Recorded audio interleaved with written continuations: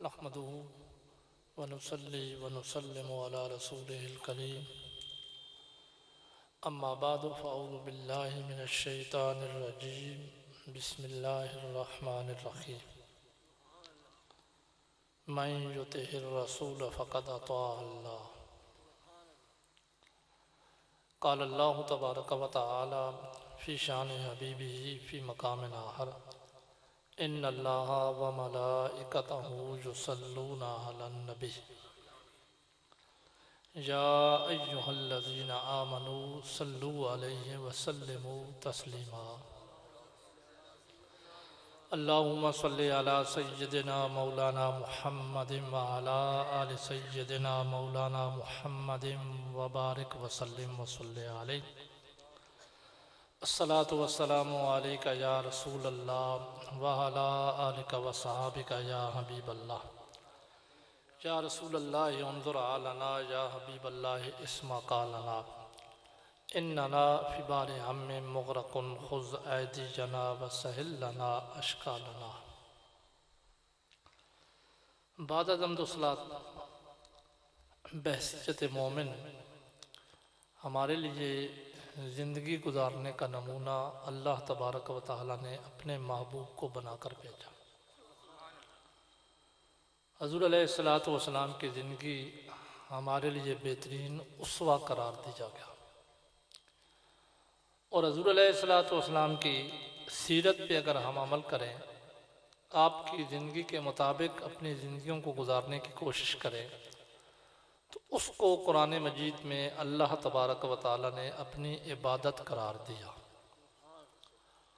जैसा कि मैंने कुरान मजीद का आयत मुक़द्दसा का कुछ हिस्सा आपके सामने तिलावत किया है, जिसका तर्जमा आपको पता है कि अल्लाह तबारक व तआला फरमाते हैं मन युतिइर रसूला फ़क़द अता अल्लाह, जिसने रसूल की अताअत की उसने अल्लाह की अताअत की। हर अमल में बहसियत मोमिन हमें हज़ूर अलैहिस्सलातु वस्सलाम की अताअत का हुक्म दिया गया। अगर हम इबादात में से नमाज की बात करें तो हमारी नमाज भी तब काबिल कबूल होगी जब अल्लाह तबारक व तआला के रसूल की अताअत के मुताबिक नमाज होगी। सहाबा इकराम ने जब नमाज कज़ा हो गई तो पूछा हज़ूर अलैहिस्सलातु वस्सलाम से कि अल्लाह के नबी नमाज कज़ा कैसे करनी है? तो हज़ूर अलैहिस्सलातु वस्सलाम ने फरमाया सल्लू कमा रअयतुमूनी उसल्ली, इस तरह नमाज पढ़ो जिस तरह मुझे पढ़ते हुए देखते हो। तो गोया आपने ये बता दिया कि नमाज भी तुम्हारी अल्लाह की इबादत तब बनेगी जब तुम्हारे उठने बैठने का अंदाज मेरे उठने बैठने के मुताबिक होगा। तो अब मैं बिला तमीज़, चूँकि आज की महफिल मिलाद शरीफ के हवाले से है, तो मिलाद शरीफ की इस महफिल में जिसमें मैं और आप मौजूद हैं, ये भी कोई हमारी घड़ी हुई नहीं है महफिल कि हमने ये घड़ ली है, बल्कि ये भी हज़ूर अलैहिस्सलातु वस्सलाम की अताअत है। जिस तरह नमाज के बारे में हमें हुक्म है ना, मैं समझाने के लिए ये बात बार बार कर रहा हूँ कि हमारे उठने बैठने का अंदाज ऐसा होगा जैसा अल्लाह के रसूल का था, तो हमारी इबादत अल्लाह की बारगाह में कबूल होगी। उसी तरीके से आज की ये महफिल बेऐन ही हज़ूर अलैहिस्सलातु वस्सलाम की अपनी अताअत है। किस तरीके से, उस पर मैं दलील देना चाहता हूँ। एक दलील मैं इस पर तो आज बात ही नहीं करूँगा कि मिलाद मनाना जायज़ है नाजायज़ है, चूँकि मैंने उन्वान ही ये शुरू कर दिया है कि ये हमारा बैठना, मेरा और आपका बैठना आज की इस महफिल के अंदर, कि जिसको हमने मिलाद की महफिल का नाम दिया है। नाजायज़ तो तब होता ना कि जब मैं कोई और बात करता। मैं तो इस पर यह दलील आपके सामने रखने लगा हूँ कि ये हज़ूर अलैहिस्सलातु वस्सलाम की अताअत है और कुरान में हमें हुक्म दिया गया है कि मन युतिइर रसूल फ़क़द अता अल्लाह, जिसने रसूल की अताअत की उसने अल्लाह की अताअत की। अब जरा सुनिए, अब तक आपने हज़ूर अलैहिस्सलातु वस्सलाम के तज़किरे ये सुने हैं इस महफिल के अंदर। अब मैं भी आपके सामने एक हदीस बयान करने लगा हूं कि क्या ये वाकई हज़ूर अलैहिस्सलातु वस्सलाम की अताअत है। तो मिशकात शरीफ की एक हदीस से आगाज़ करने लगा हूँ। हज़रत इरबाज़ बिन सारिया रज़ियल्लाहु ताला अन्हु इस हदीस के रावी है। इसके साथ मुतसिल एक हदीस आती है। उस हदीस में हुज़ूर अलैहिस्सलातु वस्सलाम से पूछा गया, या रसूलल्लाह सल्लल्लाहु अलैहि वसल्लम मता लका वाजबन नबुव्वा, आपके लिए नबुव्वत कब से है? उस हदीस में अल्लाह तबारक व तआला के महबूब ने फरमाया, कुन्तु नबिय्यम व आदम बैनल माए व तीन, मैं उस वक्त भी नबी था जब आदम अलैहिस्सलाम पानी और मिट्टी में थे। उसके साथ मुतसिल जो हदीस है ना, वो अब मैं आपके सामने पढ़ने लगा हूँ, जिससे मैं आपके गोश गुजार ये करना चाहता हूँ कि मेरा और आपका यहाँ पे बैठना ये बेकार नहीं है, बल्कि ये अल्लाह की इबादत है। क्यों अल्लाह की इबादत है? कि ये हुज़ूर अलैहिस्सलातु वस्सलाम की अताअत है। हज़रत इरबाज़ बिन सारिया रज़ियल्लाहु तआला अन्हु फरमाते हैं कि अल्लाह के नबी ने एक दिन हमें मुखातिब करके फरमाया ना, मेरे यारो सुनो, मैं तुम्हें अपना मिलाद बयान करने लगा। मिलाद बयान करने वाले कौन? अल्लाह के नबी। सुनने वाले कौन? सहाबा इकराम। तो जो अमल अल्लाह के रसूल खुद करें वो बिदअत नहीं हो सकता, वो शिरक नहीं हो सकता। वो हुज़ूर अलैहिस्सलातु वस्सलाम का अमल हमारे लिए सुन्नत है। हाँ, उसके अलहदा किस्में है, सुन्नत मुअक्कदा है, गैर मुअक्कदा है सुन्नत, और आपकी अताअत अल्लाह की इबादत है। तो जरा हदीस सुनिए ना, मैंने आपके सामने हवाला दे दिया, किताबुल फज़ाइल मिशकात शरीफ की हदीस है। अल्लाह तबारक व तआला के महबूब ने सहाबा इकराम को मुखातिब करके फरमाया कि इन्नी हिंदल्लाहि मकतूबुन, मैं अल्लाह की बारगाह में लिखा हुआ था। क्या मतलब? अल्लाह के नबी ने फरमाया कि मैं अल्लाह की बारगाह में मौजूद था। किस हैसियत से मौजूद था? खातमुन नबिय्यीन, खातमुन नबिय्यीन की हैसियत से मौजूद था। और मजे की बात यह है कि हदीस को तो मैं मुकम्मल करूंगा, लेकिन मेरा अपना अंदाज है ना, मैं साथ साथ अकायद को भी लेके चलता हूं। तो मैं यहाँ एक बात आपके गोश गुजार करना चाहता हूँ। ये खबर हमें कौन दे रहा है? हुज़ूर अलैहिस्सलातु वस्सलाम की ज़ात गिरामी खबर दे रही है ना। कब की खबर दे रहे हैं? आप फरमाते हैं कि इन्नी मकतूबुन हिंदल्लाहि खातमुन नबिय्यीन, मैं उस वक्त भी अल्लाह की बारगाह में खातमुन नबिय्यीन था। कब? व आदमु लमुनजदिलुन बैनल माए वत्तीन, फरमाया याद रखो, आदम अलैहिस्सलाम अभी गारे में थे, आप मिट्टी और पानी के दरमियान थे। आपका गारा तैयार हुआ था, आपकी अभी तख्लीक हुई नहीं थी, आपको बनाया नहीं गया था। अल्लाह के नबी फरमाते मैं उस वक्त भी नबी था। आज लोगों की इज्जत किस लिए की जाती है? मैं जहां पे आया मेरे लिए ये बिछाया गया, मैं इस पे बैठा हूं, आप सारे नीचे बैठे, हालांकि आप सारे मुझसे ज्यादा अफजल है। तो मेरी इसलिए यहाँ पे ताजीम की गई है ना कि मैं कुछ बातें, इल्म की बातें आपके सामने पेश करूंगा, इसलिए पेश की गई है। तो मैं तो वही पेश करूंगा जो मैंने किताबों में पढ़ ली है, जो मुझे पता है। तो आज अगर कोई आलिम, किसी का पीर, किसी का उस्ताद आए तो उसके इस्तिकबाल के लिए हम जुलूस लेके चलते हैं कि ये इसकी ताजीम है, चलते हैं ना। उसके लिए झंडे भी लेके चलते हैं, गाड़ियां भी लेके चलते हैं, नारे भी लगाते हैं, बैनर भी लगाते हैं कि फलां आ रहा है, उसकी ताजीम होनी चाहिए। तो वो तो इतनी ताजीम के काबिल है ना जितना उसका इल्म है। उसकी ताजीम इतनी करोगे ना जितना उसका इल्म है। तो फिर उस रसूल की ताजीम कितनी होनी चाहिए जो दुनिया में आए, बाद में खबरें पहले की दे रहे हैं। अब फरमाते हैं मेरी विलादत बाद में हुई, मेरी बेसत बाद में हुई, मैंने ऐलान नबुव्वत बाद में किया, लेकिन याद रखो मुझे खबरें आदम अलैहिस्सलाम की तख्लीक नहीं हुई थी, वो पानी और मिट्टी के दरमियान थे, मैं उस वक्त भी नबी था। अल्लाह के नबी फरमाते हैं मुझे उसकी भी खबर है। तो उस नबी का ताजीम का जलूद फिर कितना बड़ा होना चाहिए, उनके लिए फिर कितने झंडे लगने चाहिए, कितनी लाइटिंग होनी चाहिए कि जिनके इल्म की ये हाल है कि अभी दुनिया बनी नहीं थी आदम अलैहिस्सलाम पानी और मिट्टी में थे, अल्लाह ने उन्हें उससे पहले का भी इल्म दे रखा है।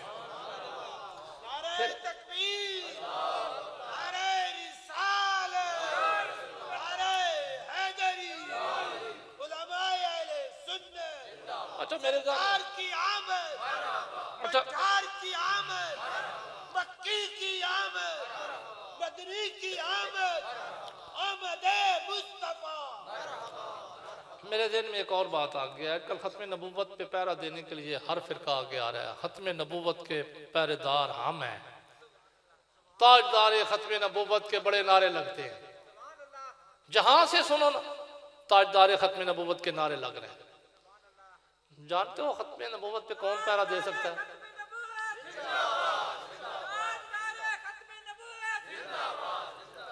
अब जरा मेरी बात भी सुनिए, जानते हो खत्म नबूवत पे कौन पहरा दे सकता है? हज़ूर अलैहिस्सलाम ने अपना मिलाद शुरू किया ना, तो सबसे पहले आपने अपने खत्म नबूवत का ऐलान किया। ये जो बात की हदीस के अल्फाज हैं वो पहले भी तो आ सकते थे। अल्लाह के नबी यूं फरमाते ना, सौखबिरुकुम फी अव्वल अमरी, मैं तुम्हें सबसे पहले अमर की खबर देता हूं।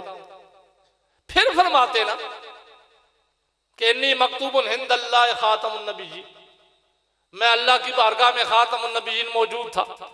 फिर फरमाते लेकिन आपने पहले खातमुन नबीय्यीन होने का ऐलान किया, फिर मीलाद का तज़किरा किया, तो इशारा अल्लाह के नबी ये कर गए। फरमाया ताजदार खत्म नबूवत का नारा हर कोई लगाएगा, लेकिन ये दुनियादारी के लिए होगा। खत्म नबूवत पे पहरा वही देगा जो मेरा मिलाद मनाने वाला हो।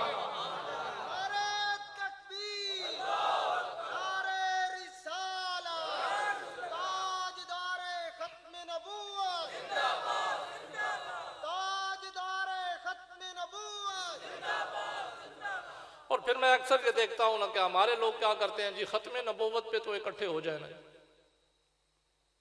यही इदारा है सब, खत्म नबूवत पे तो इकट्ठे हो जाए। वो भी खत्म नबूवत के कायल, हम भी खत्म नबूवत के कायल। ये भी आपकी भूल है, जो आपको ये समझा रहा है वो गलत कर रहा है। खत्म नबूवत पे पहरा कौन दे सकता है? खत्म नबूवत पे पहरा वो दे सकता है जो अल्लाह तबारक व तआला के महबूब को आलिमुल गैब मानता हो। जो आपको आलिमुल गैब नहीं मानता वो खत्म नबूवत का पहरेदार नहीं हो सकता। हमने उनके साथ मिलकर अपना केस कमजोर करना है, लेकिन खत्म नबूवत पे सबसे बड़ी दलील तो तिरमिज़ी शरीफ की वो हदीस दी जाती है ना, हर किसी को याद है वो हदीस। हज़रत सोबान रज़ी अल्लाह तआला अन्हु हदीस के रावी हैं, फरमाते हैं हज़ूर अलैहिस्सलाम ने फरमाया कि ला तक़ूमु अस्साअह, अल्लाह तबारक व तआला के महबूब ने जब अपनी खत्म नबूवत का ऐलान किया तो फिर वहां कहां से शुरू किया? फरमाया ला तक़ूमु अस्साअह, क़यामत कायम न होगी। अब मुझे बताइए क़यामत का इल्म किसके पास है? अल्लाह के पास। सूरह लुक़मान की आयत पढ़ पढ़ के हमें सुनाई जाती है, इन्नल्लाह इंदहु इल्मु अस्साअह, 5 चीजें हैं जिनका इल्म अल्लाह के पास है। अगर अल्लाह के अलावा किसी और में मानोगे तो मुशरिक हो जाओगे। उनमें पहला इल्म यह है क़यामत का इल्म। हमें मुशरिक इसलिए कहा जाता है कि तुम्हारा ये अकीदा है कि अल्लाह के पास क़यामत का इल्म है और रब ने ये इल्म अपने नबी को अता कर दिया है। यही हमारा अकीदा है ना, सुन्नियों का यही अकीदा है ना, हम बरेलवियों सुन्नियों का यही अकीदा है ना। तो हमें इसलिए कहा जाता है जी तुम क़यामत का इल्म हुज़ूर अलैहिस्सलाम के अंदर मानते हो, यही तो शिर्क है। तो अल्लाह तबारक व तआला के महबूब ने खत्म नबूवत पे जब दलील सिखलाई तो क्या फरमाया? ला तक़ूमु अस्साअह, फरमाया याद रखो क़यामत कायम नहीं होगी। तो अगर मैं ऐसे लोगों के साथ मिल जाऊं तो अपना केस कमजोर करूं, खत्म नबूवत पे पहरा कैसे दूं?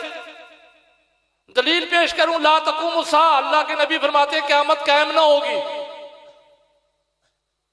मेरा मदे मुकाबिल का है क़यामत का इल्म तो नबी को है ही नहीं, तो फिर अकीदा किधर गया? दलील तो बातिल हो गई। खत्म नबूवत पे पहरा तो दिया नहीं जा सकता। तो इसलिए मैं हमेशा ये कहता हूं कि खत्मे नबूवत पे पहरा भी मिलाद मनाने वाला सुन्नी ही दे सकता है, जिसका ये अकीदा है कि हाँ क़यामत का इल्म रब के पास है, लेकिन रब के बताने से नबी भी क़यामत का इल्म जानते हैं। इसीलिए तो अल्लाह के नबी ने फरमाया ला तक़ूमु अस्साअह, क़यामत कायम नहीं होगी। कब तक? हत्ता तालिका कबाइल मिन उम्मती बिल मुशरिकीन।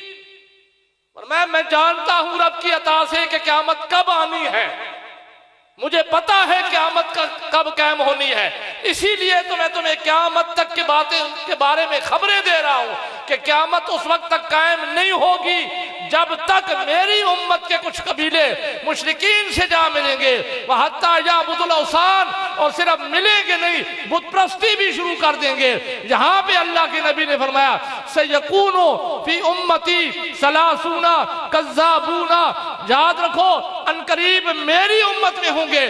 फिर ये मुस्तकबिल की खबर है, फरमाया क़यामत तक की खबर दे रहा हूं कि क़यामत उस वक्त तक कायम नहीं हो सकती जब तक मेरी उम्मत में 30 झूठे मुदई नबुव्वत ना आ जाए। कुल्लुहुम यज़अमु अन्नहु नबियुन, हर एक गुमान करेगा कि मैं नबी हूं, लेकिन अल्लाह के नबी ने फरमाया सुन लो अना खातमुन नबिय्यीना ला नबिय्य बअदी, को सारे झूठे हैं, मैं आखिरी नबी हूं, मेरे बाद कोई नबी नहीं हो सकता। तो ये वही अकीदा रखेगा, वही पहरा देगा जिसका ये अकीदा है कि अल्लाह ने अपने नबी को दुनिया बनने से लेकर क़यामत तक की हर चीज का इल्म दे के भेजा। कैसे गुमराहियों में डाल रहे हैं हमें, खत्मे नबूवत पे पहरा दे रहे हैं। उधर कहते हैं नबी को कल का इल्म नहीं। अगर कल का इल्म नहीं तो फिर नबी की ये बात कैसे तस्दीक में आएगी कि क़यामत तक कोई और नबी जो भी आएंगे झूठे होंगे? कैसे इस पर फिर दलाल दोगे, कैसे इस पे खड़े होगे?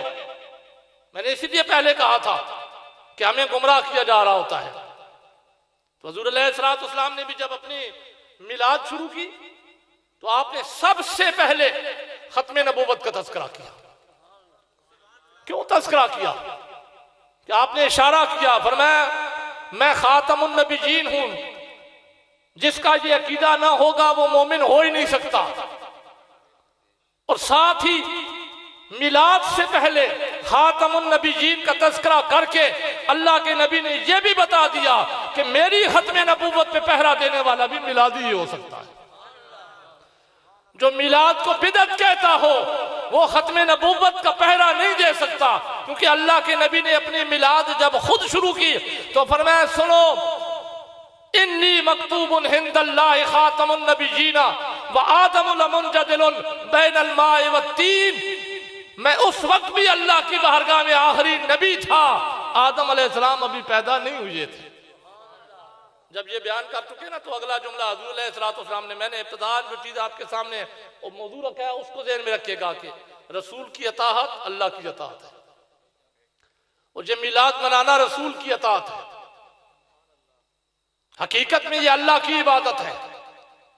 कैसे? अल्लाह के नबी फरमाते हैं सअख़बिरुकुम फ़ी अव्वल अमरी, मैं सुनो मेरे यारो अब मैं तुम्हें अपनी मिलाद सुना रहा हूं।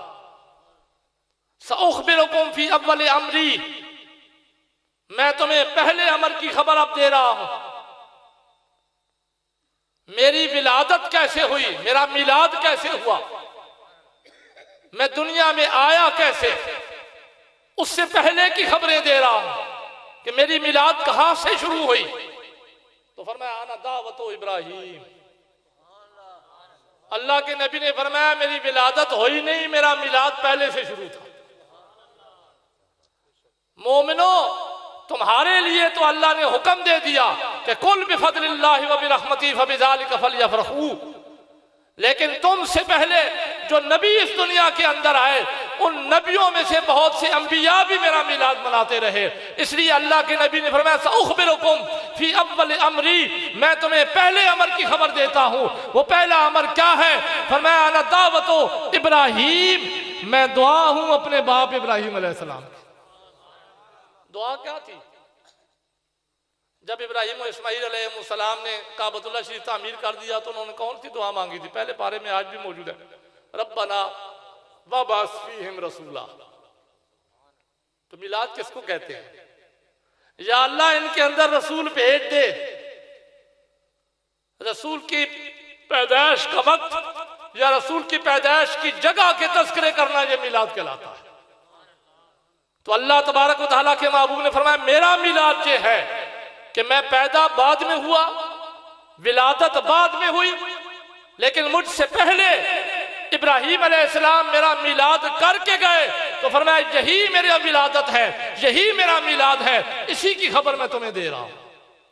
फिर फरमाया बिशारतु ईसा, अल्लाह तबारक व तआला के महबूब ने फरमाया बिशारतु ईसा, सिर्फ इब्राहीम अलैहिस्सलाम नहीं, हजरत ईसा अलैहिस्सलाम दुनिया के अंदर आए तो अपने कलमा पढ़ने वालों को हमेशा ये कहा करते थे कि मैं रसूल हूं, लेकिन मैं आया इसलिए हूं कि अल्लाह की वहदानियत का ऐलान करूं, अपनी रिसालत का इकरार करवाऊं, इसके अलावा मेरा और मकसद है। क्या है? फरमाया व मुबश्शिरन बिरसूलिन याती मिन बाद इस्मुहु अहमद, अल्लाह ने मुझे तौहीद और रिसालत के लिए सिर्फ नहीं भेजा, बल्कि अल्लाह ने मुझे अपने आखिरी नबी के मिलाद के लिए भी भेजा कि मैं हमेशा उस आखिरी नबी का मिलाद बयान करता हूं। मैं तुम्हें खुशखबरी देने के लिए आया हूं कि मेरे बाद अल्लाह का बरगुज़ीदा रसूल आएगा जिसका नाम अहमद होगा। अल्लाह के नबी ने इसको बयान करके अपनी सुन्नत बना दिया अपनी उम्मत के लिए।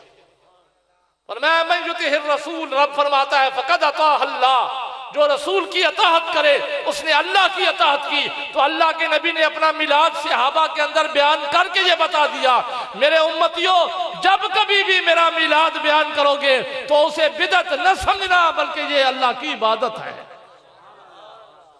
इसीलिए तो सहाबा इकराम कसरत से मिलाद मनाया करते थे। वैसे मैं इस हदीस को मुकम्मल कर दूं, फिर मैं सहाबा इकराम का एक अमल आपके गोशगुजार करना चाहता हूँ। हदीस के अंदर हजूर अलैहिस्सलाम जब अपना मिलाद बयान कर रहे थे, अब मिलाद के अंदर हजूर अलैहिस्सलाम ने एक और उन्वान भी बयान किया। जब आपने ये बयान किया ना, सबसे पहले तो अपने खातमुन नबीयीन होने का ऐलान फरमाया, फिर फरमाया मैं तुम्हें अपने मिलाद की खबर देता हूँ। तो खबर देते हुए फरमाया मैं अपने बाप इब्राहीम अलैहिस्सलाम की दुआ हूँ, ईसा अलैहिस्सलाम की बशारत हूँ। उसके साथ हजूर अलैहिस्सलाम ने मिलाद का एक और उन्वान भी कायम कर दिया, अपने उम्मतियों के लिए सारी मुश्किलें दूर कर दी। मेरे और झगड़े आप तो आज तक हो रहे हैं कि नबी नूर है या बशर है, हमारे झगड़े यही चलते रहेंगे, यहां तक रहेंगे, हमारी इससे ऊपर समझ हो नहीं है। इसी हदीस के अल्फाज है, हजूर अलैहिस्सलाम ने फरमाया और मेरा मिलाद क्या है? आपने फरमाया वरोजा अल्लती वरोजा उम्मी अल्लती हीना बदाहतनी, मेरा मिलाद ये है कि मैं वो ख्वाब हूं जो मेरी वालिदा ने देखा। ज़रा जहां आम माना ख्वाब करते हैं तो मैंने आपके सामने ख्वाब कर दिया, लेकिन ये ख्वाब नहीं था, ये हकीकत थी। हजूर अलैहिस्सलाम हकीकतन पैदा हुए थे या ख्वाब में पैदा हुए थे? जनाब आमना ने आपको हकीकतन देखा था या ख्वाब में देखा था? तो गोया हजूर अलैहिस्सलाम ने फरमाया मैं वो हकीकत हूं। क्या हकीकत? कि मेरी वालिदा ने वो हकीकत देखी। किस वक्त? ही ना वदाहतनी, जब उन्होंने मुझे वज़ा किया, जब मैं उनके बतने अक़दस से बाहर आया, दुनिया में मैंने कदम रखे, जमीन को मेरे जिस्म अक़दस ने छुआ, तो मेरी वालिदा ने जो हकीकत देखी मैं वो हकीकत हूं। तो कौन सी हकीकत? फरमाया मेरी वालिदा ने क्या देखा कि खरज मिन्नी नूर, मेरी वालिदा ने देखा कि उनके जिस्म अक़दस से बशर नहीं, खरज मिन्नी नूर, वो फरमाती है मेरे जिस्म से नूर निकला। अदाअत लहा कुसूर शाम, कितना बड़ा नूर था कि बंद हुजरे में बैठी थी, लालटेन कोई नहीं थी, चिराग कोई नहीं था, अंधेरा ही अंधेरा था। अल्लाह के नबी फरमाते मेरी विलादत से पहले तारीकियां ही तारीकियां थी, मेरी वालिदा को भी कुछ नहीं नजर आ रहा था, लेकिन जैसे ही मेरी विलादत हुई तो मेरी वालिदा फरमाती हैं कि खरज मिन्नी नूर, मेरे जिस्म अक़दस से नूर निकला, ऐसा नूर निकला कि अदात लहा कुसूर शाम, उसी झोपड़ी में बैठकर, जहां पहले काबतुल्लाह शरीफ नजर नहीं आ रहा था अंधेरे की वजह से, उसी झोपड़ी में बैठकर, कोई और लालटेन नहीं मंगवाई, वहां पे बैठे बैठे अल्लाह के नबी के नूर की वजह से शाम के महल्लात भी देखे। अदा अतलहा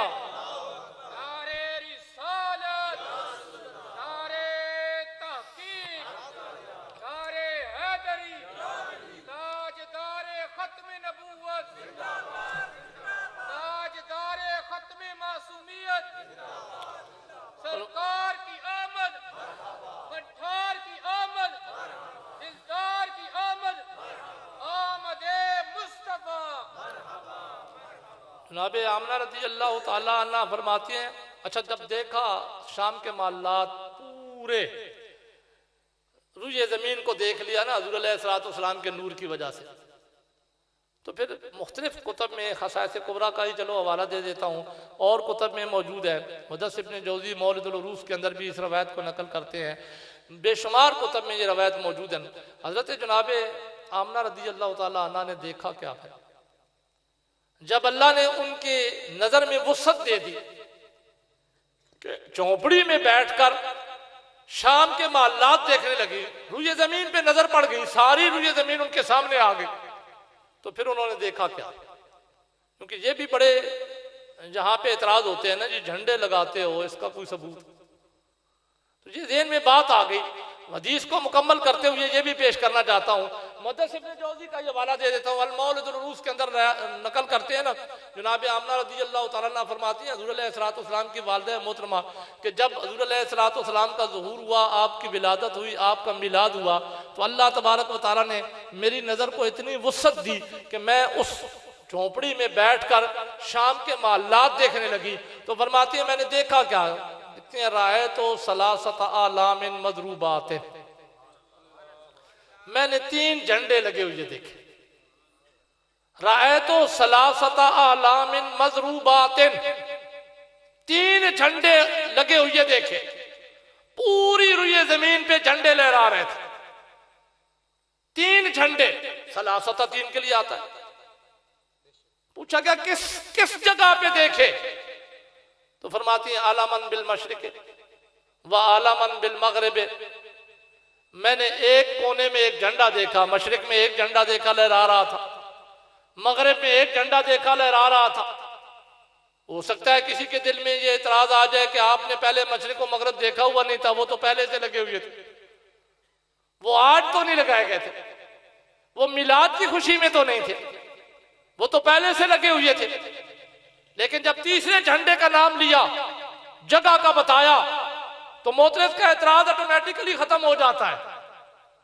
आपने फरमाया आलामन बिल मशरिके व आलामन बिल मगरिबे, एक झंडा मशरिक में लगा हुआ था, एक मगरिब में लगा हुआ था।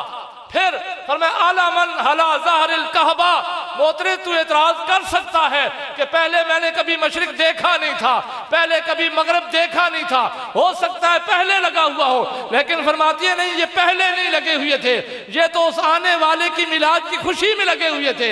इसलिए कि जो तीसरा झंडा था वहां तो उठते बैठते चलते फिरते मेरी नजर पड़ा करती थी। पूछा गया कौन सी जगह है, तो फरमाया आलामन हला ज़हरिल कहबा, एक झंडा काबतुल्लाह की छत पे भी लहरा रहा था। अब कहते हैं ये बिदअत है, बरेलवियों ने कायम कर रखी है, तो उस वक्त बरेलवियों ने लगाए। वो 3 झंडे किसने लगाए? बरेलवियों ने लगाए। अगर बरेलवियों ने लगाया तो फिर खुशकिस्मती है ना बरेलवियों के लिए कि उनका मसलक तो बहुत पहले से शुरू है, तो सच्चा मजहब तो वही है जो पहले से है। तो ये झंडे जनाब जिब्रील अमीन ने अल्लाह के हुक्म से लगाए, क्योंकि आने वाले की अजमत इतनी थी कि उसकी ताजीम के इजहार के लिए अल्लाह तबारक व तआला ने जिब्रील अमीन के जरिए 3 झंडे लगवा कर यह भी बता दिया कि मेरे रसूल की मिलाद मनाने के लिए अगर तुम्हें झंडे लगाने पड़े तो यह भी अताअत होगी, ये भी मेरी इबादत है। इसीलिए तो सहाबा इकराम कसरत से हुज़ूर अलैहिस्सलाम की, मैंने पहले आपके सामने कहा ना कि हर अमल में हुज़ूर अलैहिस्सलाम की अताअत लाज़िम। बंदे की कोई इबादत काबिल कबूल नहीं है जब तक उसमें हुज़ूर अलैहिस्सलाम की अताअत ना। अब जब अल्लाह तबारक व तआला के महबूब ने खुद अपनी मिलाद सहाबा इकराम के दरमियान बयान की तो फिर सहाबा ने तो मिलाद कभी ना मनाई होगी। इस सिलसिले में एक हदीस पहले पेश कर दूं। हजरत अब्दुल्लाह इब्न अब्बास रज़ी अल्लाह तआला अन्हु से रवायत है, उनके वालिद गिरामी हजरत अब्बास रज़ी अल्लाह तआला अन्हु ने हुज़ूर अलैहिस्सलातु वस्सलाम की मौजूदगी में मदीना शरीफ में अपने घर में मिलाद की महफिल सजाई।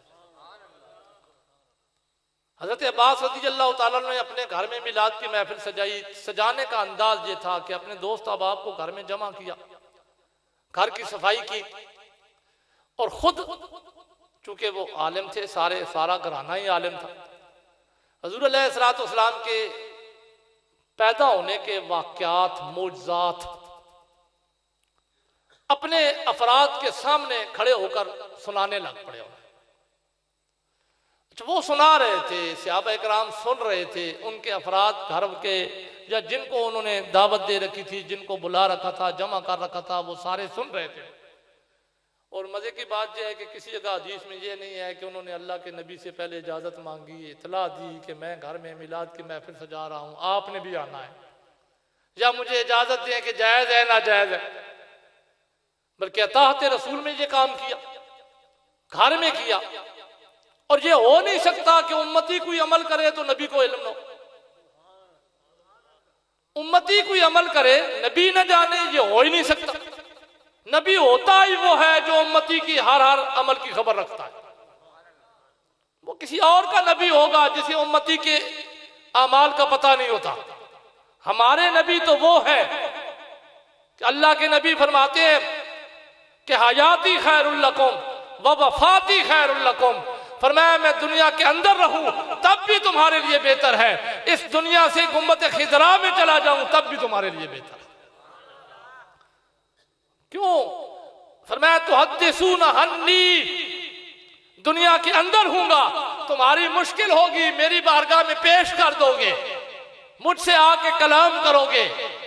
वउहद्दिसु लकुम, मैं तुम्हारे साथ कलाम करूंगा, तुम्हारी मुश्किलें हल करूंगा।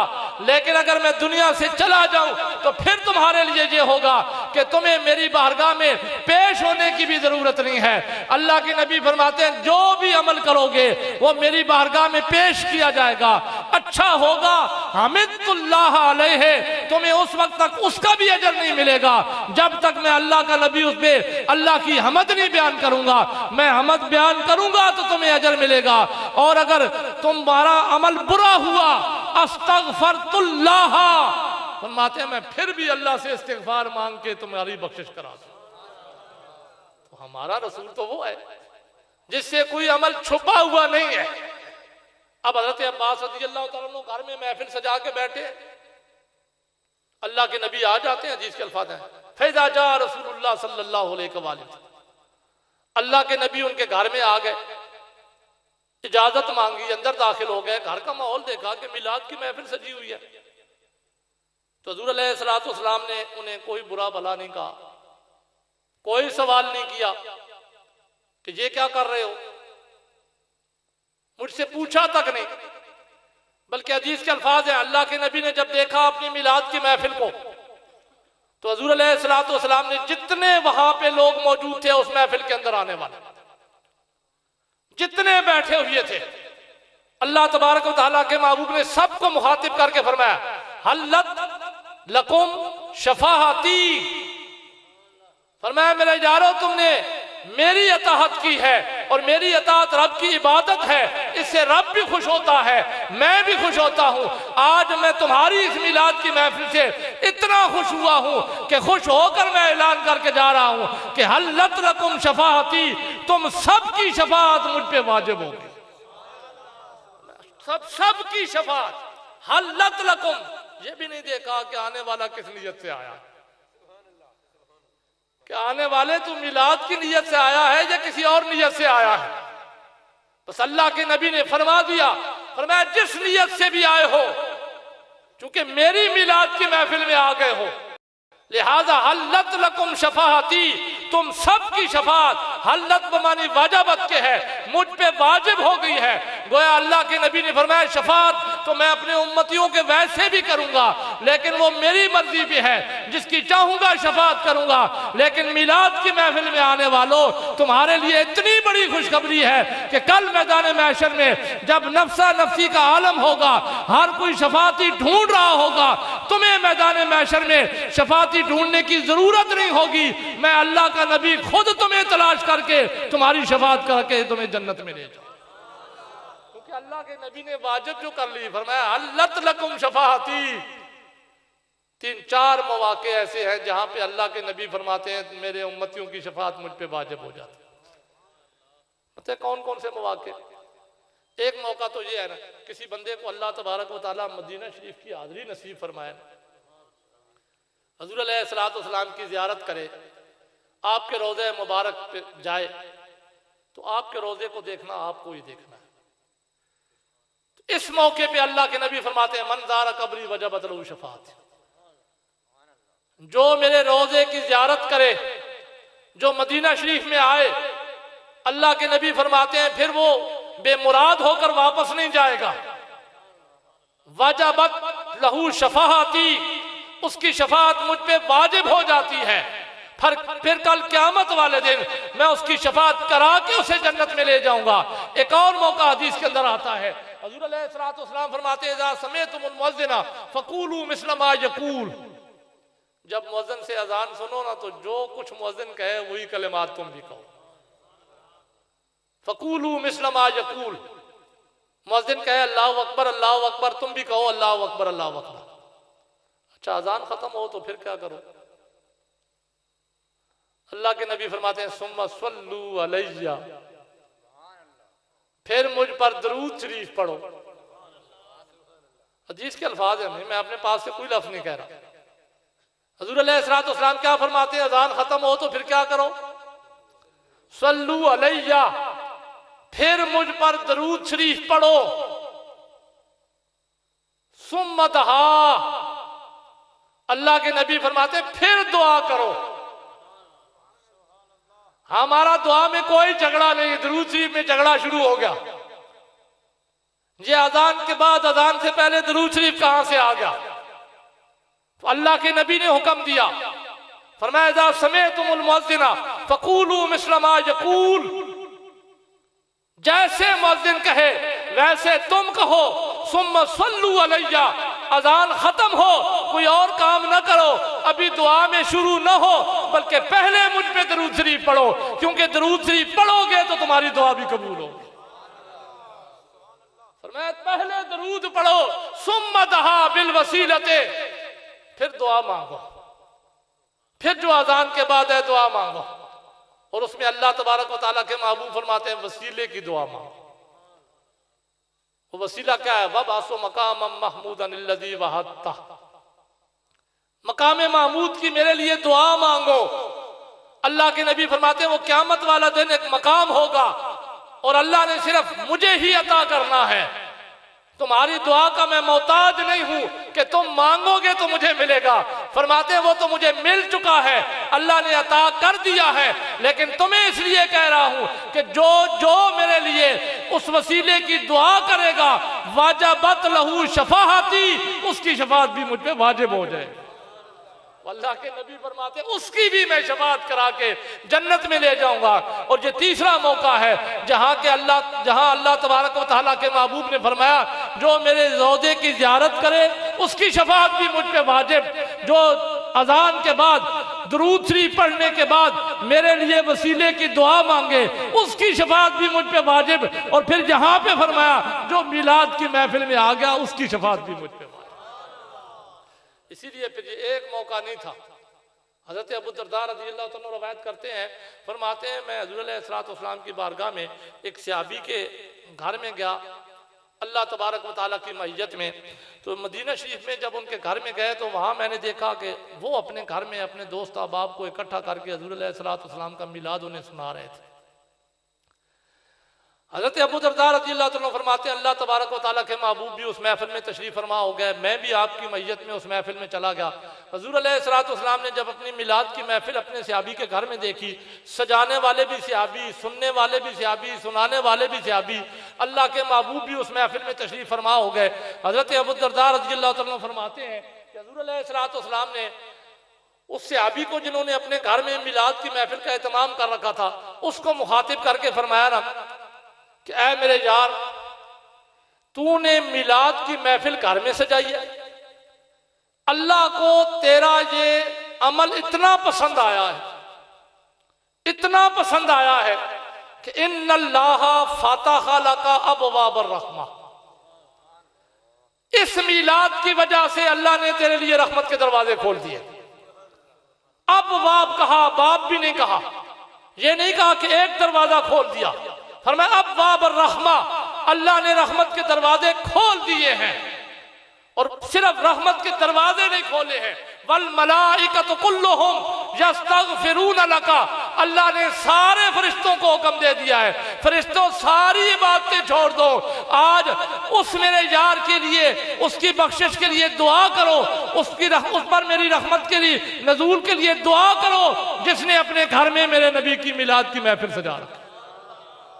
वल मलाइकतु कुल्लुहुम यस्तगफिरून लका, सारे मलाइका तेरे लिए इस्तिगफार मांग रहे हैं। तो सहाबा के ज़हन में ये बात गई होगी कि इसके लिए, इस सहाबी की अजमत इसलिए है कि अल्लाह के नबी इनकी महफिल में बनफ्से नफीस तशरीफ फरमा हो गए हैं। तो अल्लाह के नबी ने अगला जुमला इरशाद फरमाया, आपने फरमाया मेरे यार, तुझे जो ये अजर मिल रहा है इसलिए नहीं कि तूने मदीना शरीफ में सजाई, मैं तेरी महफिल में बनफ्से नफीस आ गया, मेरी ज़ाहिरी जिंदगी के अंदर सजाई, फरमाया उसका अपना अजर है, लेकिन सुन, अल्लाह को तो ये अमल पसंद है, मिलाद की महफिल पसंद है। फरमाया मन फ़अल फ़िअलुका, जो मेरा उम्मती क़यामत तक ऐसी मिलाद की महफिल सजाए जैसी तूने सजाई है, नजातों का, अल्लाह उसे भी इतना ही अजर देगा जितना अजर तुझे मिले।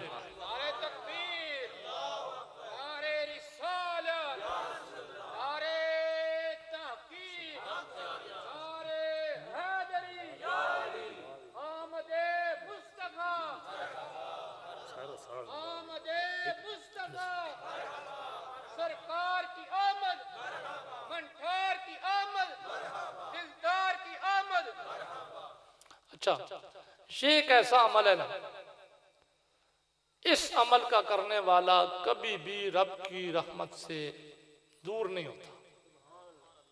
वैसे तो शरीयत मुतारा में शर्त यह है ना कि किसी भी नेक अमल का सवाब मिलता है कलमा पढ़ने वाले को। मोमिन होगा तो उसका अमल उसे सवाब का बायस जरिया बनेगा। अगर ईमान में कोई कमी है, कमजोरी है, अकीदा सही नहीं है, तो जितने मर्जी अमल कर लो कोई फायदा नहीं है। अगर अकीदा सही नहीं है, अकीदा सही हो, थोड़ा सा भी अमल करे, अल्लाह की बारगाह में मकबूल हो जाए, अल्लाह फजल करके जन्नत अता करे। कायदा यही है कि काफिर का कोई अमल अल्लाह की बारगाह में वैसे अजर नहीं होता। लेकिन हदीस हमें बताती है कि मिलाद शरीफ का अमल ऐसा अमल है ना कि अगर कोई काफिर भी करे, अल्लाह तबारक व तआला उससे भी अजर से महरूम नहीं करते। बड़ी मशहूर हदीस है ना बुखारी शरीफ की। अबू लहब हुज़ूर अलैहिस्सलातु वस्सलाम का सगा चचा था, बहुत बड़ा गुस्ताख था। कुरान मजीद की एक पूरी सूरत उसकी मुजम्मत में नाज़िल हुई। लेकिन जब हुज़ूर अलैहिस्सलातु वस्सलाम की विलादत हुई, इसके यहाँ एक लौंडी थी जिसके दो मुख्तलिफ नाम आए हैं, सोबिया भी और सुवैबा भी। बाद जगह पे सुवैबा लिखा गया है, बाद जगह पे सोबिया लिखा गया है। दोनों बयान कर दिए हैं कि मैं अगर एक नाम लेता तो हो सकता है मेरे बाद कोई और दूसरा नाम ले, तो फिर आप सोचते कि इनमें से कौन गलत है कौन ठीक है, तो दोनों नाम आए हैं। इसने उसको हुज़ूर अलैहिस्सलातु वस्सलाम के घर में भेजा अपने भावज की खिदमत के लिए कि मेरे भाई के घर में औलाद होने वाली है, तो लिहाजा तू जा मेरे भाई की बीवी की खिदमत का। ऐसे मौके पे औरत को औरतों की जरूरत होती है। ये सोबिया या सुवैबा नामी लौंडी गई हुज़ूर अलैहिस्सलातु वस्सलाम के घर में, आपकी वालिदा मोहतरमा के पास थी जब हुज़ूर अलैहिस्सलातु वस्सलाम की विलादत हुई। अल्लाह तबारक व तआला के महबूब की जैसे मिलाद हुआ ना, उसने लौंडी ने हुज़ूर अलैहिस्सलातु वस्सलाम को देखा आपका नूरानी चमकता हुआ चेहरा देखा, खुशी में वहां से दौड़ती हुई आई अबू लहब के पास। उसने कहा मेरे मालिक, खुशखबरी है तुम्हारे लिए, मुबारकबादी है तुम्हारे लिए, अल्लाह ने तुम्हें बहुत खूबसूरत भतीजा अता किया। उसने जो कहा भतीजा अता किया है, अबू लहब ने हुज़ूर अलैहिस्सलाम को देखा नहीं, आपकी विलादत की खबर सुनी ना, भतीजा समझकर इस उंगली के इशारे से ना अपनी उस लौंडी को कहता है, जा इस खुशी में तू आजाद है, तूने मुझे भतीजे की मिलाद की खुशखबरी दी है ना, विलादत की खबर दी है ना, पैदा होने की खबर दी है, लिहाजा मैं तुझे आजाद कर देता हूं। इस उंगली के शहादत की उंगली के इशारे से आजाद कर दिया।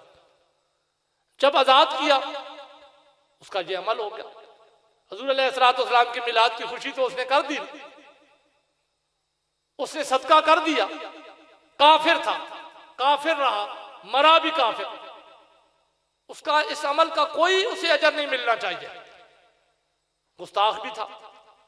जब मर गया ना, तो इसके मरने के बाद इसके बाद घर वालों ने, जिस तरह हदीस के अल्फाज हैं, और एक रवायत में अल्फाज ये हैं कि हज़रत अब्बास रज़ी अल्लाह ताला अन्हु ने, इसके भाई ने इन्हें देखा, इसे ख्वाब में देखा। किस हाल में देखा? बिशर्र हयातिन, बड़ी बुरी हालत में था, सर से पांव तक अजाब में गिरफ्तार था, कब्र के अंदर सर से पांव तक अजाब में गिरफ्तार था, बड़ी बुरी हालत में था। तो पूछा, बता क्या हुआ तेरे साथ, तू जो हुज़ूर अलैहिस्सलाम का गुस्ताख था, आपका कलमा नहीं पढ़ा करता था, क्या हुआ तेरे साथ, अब कब्र में किस हाल में है?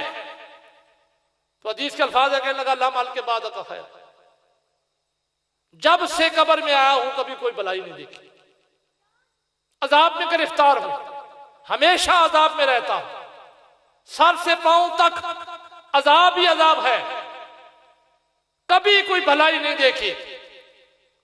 इल्ला यौमुल इस्नैन, पूरा हफ्ता सर से पांव तक अजाब में गिरफ्तार रहता हूं, लेकिन सोमवार का दिन आता है, क्योंकि हुज़ूर अलैहिस्सलाम की विलादत हुई है सोमवार के दिन। अब ये बुखारी शरीफ के हदीस के अल्फाज हैं, कहता है इल्ला यौमुल इस्नैन, मगर सोमवार के दिन मेरे अजाब में तखफीफ कर दी जाती है, अजाब खत्म नहीं होता। काफिर था, अजाब खत्म होने का ऐल ही नहीं था, कहता तखफीफ कर दी जाती है, वो जो सर से पांव तक होता है सिर्फ टखनों से पांव में रह जाता है। तो पूछने वाले ने पूछा वजह क्या है, किस वजह से तखफीफ कर दी जाए? खुद हदीस के अल्फाज हैं, कहता है इताकती सुवैबा, मैंने जो भतीजा समझकर उनकी विलादत की खुशी की थी, सुवैबा को आजाद किया था, उस आजाद करने की खुशी में अल्लाह ने मुझे भी अजर दिया है कि अगरचे अजाब मुस्तकिल रहेगा, खत्म तो नहीं हो सकता, लेकिन अजाब में कमी आ जाती है। सोमवार वाले दिन हुज़ूर अलैहिस्सलाम की विलादत की खुशी में मेरा अजाब सिर्फ टखनों से पांव तक रहता है, क्योंकि मैंने भी अल्लाह के नबी की नबी समझकर नहीं, भतीजा समझकर मिलाद की खुशी की थी। तो मिलाद की खुशी का इतना बड़ा अजर है कि काफिर भी अगर करे तो महरूम वो भी नहीं रहता। अच्छा, इसी हदीस को मौजूए सुखन बना करना, मुहद्दिसीन ने इसकी शरह में बेशुमार कुछ लिखा। मोहम्मद बिन अब्दुल वहाब नजदी की शरह देख लो, मुहद्दिस इब्ने जौजी की शरह देख लो, जिसकी मर्जी है शरह देख लो। इब्ने जज़री जहाँ पे बयान करते हैं वो कहते हैं कि वैसे शाह अब्दुल हक मुहद्दिस देलवी रहमतुल्लाह तआला अलैहि के अंदर भी, मदारिज अन-नबुव्वा के अंदर भी ये इसी हदीस को बयान करने के बाद वो भी ये नकल करते हैं कि ये हदीस मोमिनों के लिए बहुत बड़ी खुशखबरी है। वो कहते हैं ये हदीस मिलाद मनाने वालों के लिए बहुत बड़ी खुशखबरी है। कहते हैं काफिर हो, गुस्ताख हो, अगर वो हुज़ूर अलैहिस्सलाम की मिलाद की खुशी कर दे, अल्लाह तबारक व तआला उसे अजर से महरूम नहीं करते। अगर कलमा पढ़ने वाला हो, आशिक़े रसूल हो, उसका क्या हाल होगा? तो इब्ने जज़री फरमाते हैं,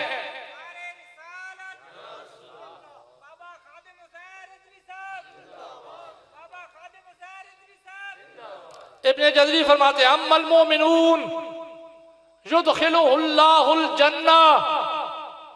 ये हदीस इतनी बड़ी खुशखबरी है मोमिनों के लिए, मिलाद मनाने वालों के लिए, कि अगर काफिर हो तो अल्लाह उसे अजर से मारूम नहीं करते।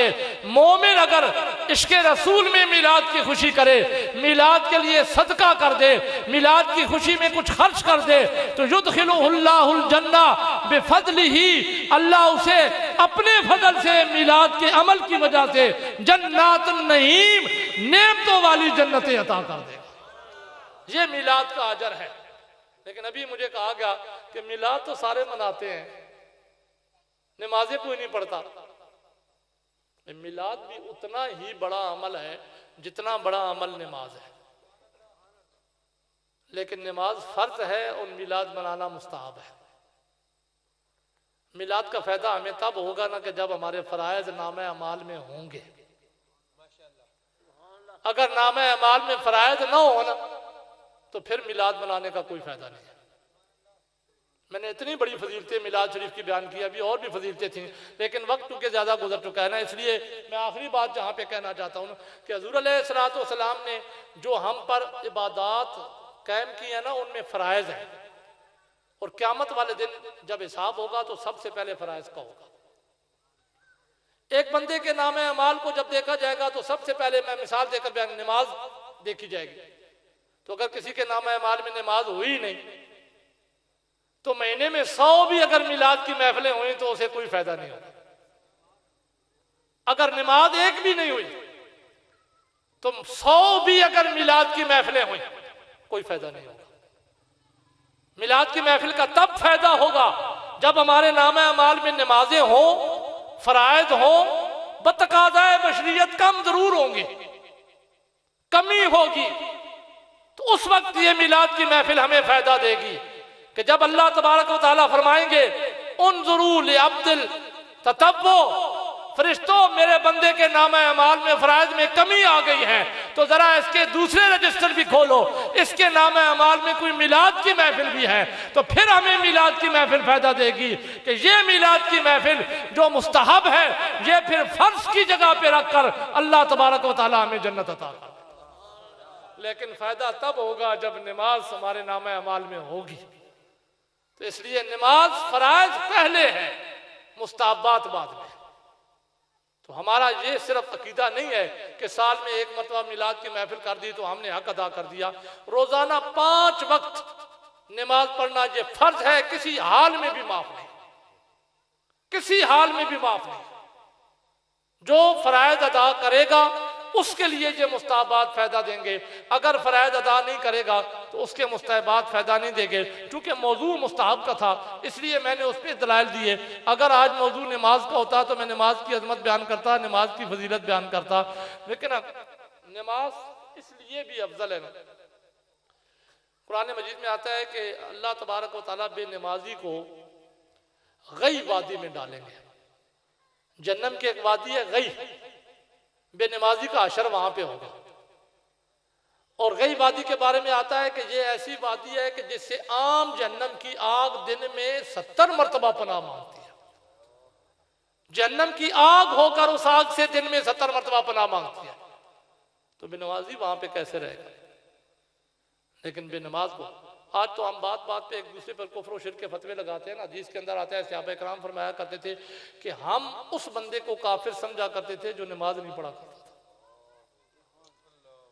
हमारे नजदीक वो बंदा काफिर होता जो नमाज नहीं पढ़ा करता था, तो हम तो आज नमाज के करीब भी नहीं आते, जबकि नमाज की कितनी बड़ी फजीलत है। एक दिन हज़रत अलैहिस्सलाम ने सहाबा इकराम को मुखातिब करके फरमाया ना, मेरे यारो क्या ख्याल है तुम्हारा, अगर किसी बंदे के घर के पास से नहर गुजर रही हो और वो बंदा उस नहर में दिन में 5 मरतबा, दिन और रात में 5 मरतबा गुस्ल करे, क्या उसके जिस्म पर कोई मैल बाकी रह जाएगी? अब ये सवाल आपसे भी है। बंदा दिन और रात में 5 मरतबा गुस्ल करे, अच्छे तरीके से गुस्ल करे, उसके जिस्म पर कोई मैल रह जाती है? सहाबा इकराम ने अर्ज़ की ला या रसूलल्लाह सल्लल्लाहु अलैहि वसल्लम, नहीं मैल तो कोई बाकी रहेगी। तो अल्लाह के नबी ने फरमाया कि यही मिसाल है 5 वक्त की नमाजों की। जो बंदा दिन और रात में 5 वक्त की नमाजें पढ़ता है उसके गुनाह भी इसी तरह खत्म हो जाते हैं जिस तरह 5 मरतबा दिन और रात में गुस्ल करने से मैल जिस्म से खत्म हो जाता है। ये गुनाहों की बख्शिश का बहुत बड़ा जरिया है। लिहाजा नमाज भी इससे ज्यादा, जिस अंदाज से आज आप मिलाद की महफिल में आए ना, इससे ज्यादा कोशिश करके नमाज के लिए आया करें। नमाज फर्ज है, फर्ज पहले है। जी हमारा अकीदा है ना, अहले सुन्नत व जमात का अकीदा है। हमारा अकीदा वो है जो कुरान और सुन्नत के मुताबिक है। हम जब अपने आप को हुज़ूर अलैहिस्सलाम का आशिक कहते हैं तो आशिक तो वही होता है जिसका चलना फिरना उठना बैठना अपने महबूब की सीरत के मुताबिक होता है। तो हमें अगर हुज़ूर अलैहिस्सलाम से इश्क है, जैसे देखे ना अभी मेरे भाई खादम हुसैन रिजवी साहब से इश्क करते हैं तो उनका नाम ले रहे थे, तो अगर हमें हुज़ूर अलैहिस्सलाम से इश्क है तो हमारे तो सांस से भी हुज़ूर अलैहिस्सलाम का नाम निकलना चाहिए। हमारा चलना फिरना उठना बैठना उनकी सीरत के मुताबिक होना चाहिए। अगर उन्हें नमाज उनकी आंखों की ठंडक है तो फिर इधर मैं दावा करूं कि मैं आशिक़े रसूल हूं, उधर मैं मस्जिद में कभी नमाज पढ़ने के लिए आऊं नहीं, तो ये मेरा इश्क का दावा खाली खूली है, मुनाफकत है, इश्क नहीं है। इश्क तब होगा कि हमारा चलना भी अल्लाह के नबी की सीरत के मुताबिक होगा, उठना भी अल्लाह के नबी की सीरत के मुताबिक होगा, हमारा कलाम करना भी अल्लाह के नबी की सीरत के मुताबिक होगा, हमारा अखलाक भी हुज़ूर अलैहिस्सलाम की सीरत के मुताबिक होगा, हमारा हर अमल जहां तक कि हकूकुल्लाह भी सारे अल्लाह के नबी की सीरत के मुताबिक होंगे, हकूकुल इबाद में भी हमारा उसी तरीके से अमल होगा जैसे अमल अल्लाह के नबी ने हमें बताया। दुआ है कि अल्लाह तबारक व तआला अक़ीदा हक़ अहले सुन्नत व जमात पे कायम व दायम रखे। वमा अलैना इल्लल